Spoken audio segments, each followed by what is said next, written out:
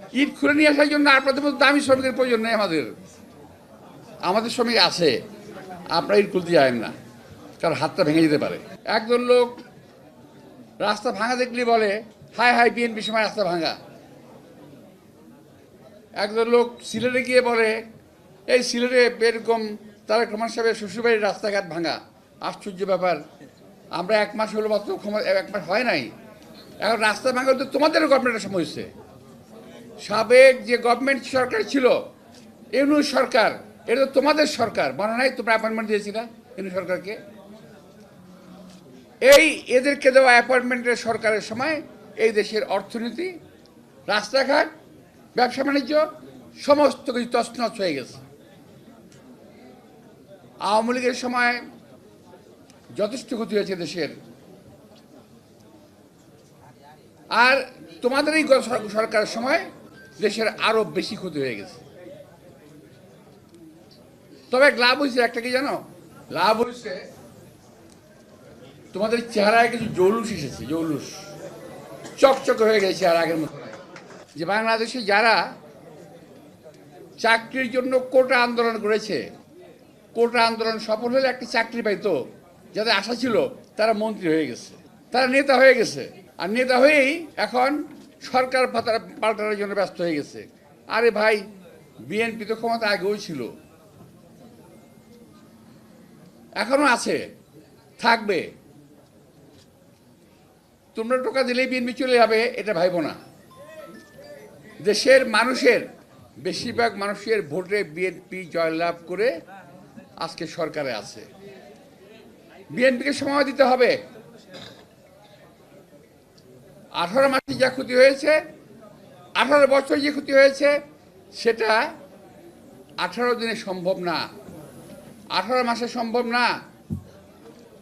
আমাদের নেতা তারেক রহমান সাহেব চেষ্টা করছেন, পরিশ্রম করছেন, আমরাও কাজ করছি, আপনারা কাজ করছেন।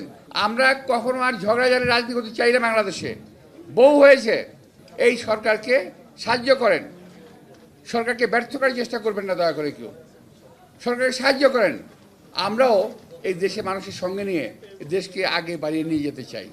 এতদিন পরে, আন্দোলনের পরে, এত ভোটের মাধ্যমে ক্ষমতায় এসে উনি দেশে মানুষকে খুশি রাখতে চান, খুশি হতে চান, খুশি থাকতে চান, খুশি রাখতে চান।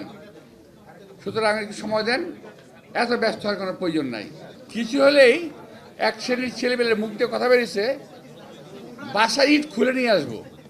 শুনছেন, দেখছেন না আপনারা? সোশ্যাল মিডিয়া দেখবেন। ভাই, এগুলো তো রাজমিস্ত্রির কাজ, এগুলো তো শ্রমিকের কাজ। ইট খুলে নিয়ে আসার জন্য আপনাদের মতো দামি শ্রমিকের প্রয়োজন নেই। আমাদের শ্রমিক আছে, আপনারা ইট খুলতে যাবেন না, কারণ হাতটা ভেঙে যেতে পারে। তো দয়া করে কোনো রকম সমস্যা তৈরি করেন না, দেশের মধ্যে কোনো রকম অরাজকতা সৃষ্টি করেন না। নতুন সরকার 18 বছরের পর একটা সরকারকে সৃষ্টি গণতান্ত্রিকভাবে কাজ করতে দেন। তারপর আপনার আগামী নির্বাচনে বিবেচনা করেন যে এই সরকারকে রাখা যায় কিনা। আগামী নির্বাচনে, এখন না, দেরি আছে, অপেক্ষা করেন। ক্ষমতা এত সহজ না। ক্ষমতা যদি আপনারা ফেলতে পারেন, চিন্তা করেন, তাহলে যিনি আসবেন তিনিও থাকতে পারবেন না। সুতরাং স্টেবল হতে দেন, দেশটাকে স্থিতিশীল হতে দেন, মানুষগুলো সাবল হতে দেন। আরে ভাই, আমাদের যে ইলেকশন করলাম কয়েকদিন আগে, এখন কিন্তু গলা ভালো হয় নাই। মাত্র কয়েকদিন ইলেকশন করেছি, গলা ভালো হয় নাই, শরীর সুস্থ হয় নাই। এখনই আপনার সরকারের কাছ থেকে সবই চান। বিগত সরকারের দোষগুলোকে আজকে সরকারের উপরে চাপিয়ে দেওয়ার চেষ্টা করবেন না। আমার সবচেয়ে বড় অনুরোধ, বিগত সরকারের, বিগত 18 মাসের সরকার এবং বিগত 18 বছরের সরকারের দায় দায়িত্ব বিএনপির উপরে চালিয়ে দেওয়ার চেষ্টা করবেন না। আমরা দেশটাকে আবার নতুন করে জাগরণ করার চেষ্টা করছি। যেমনি শহীদ রাষ্ট্রপতি জিয়া রহমান করেছিলেন, যেমনি দেশনেত্রী বেগম খালেদা জিয়া এই দেশকে গড়ে তুলেছিলেন, ইনশাআল্লাহ দেশনায়ক তারেক রহমানও এই দেশকে আবারও সুন্দর করে গড়ে তুলবেন।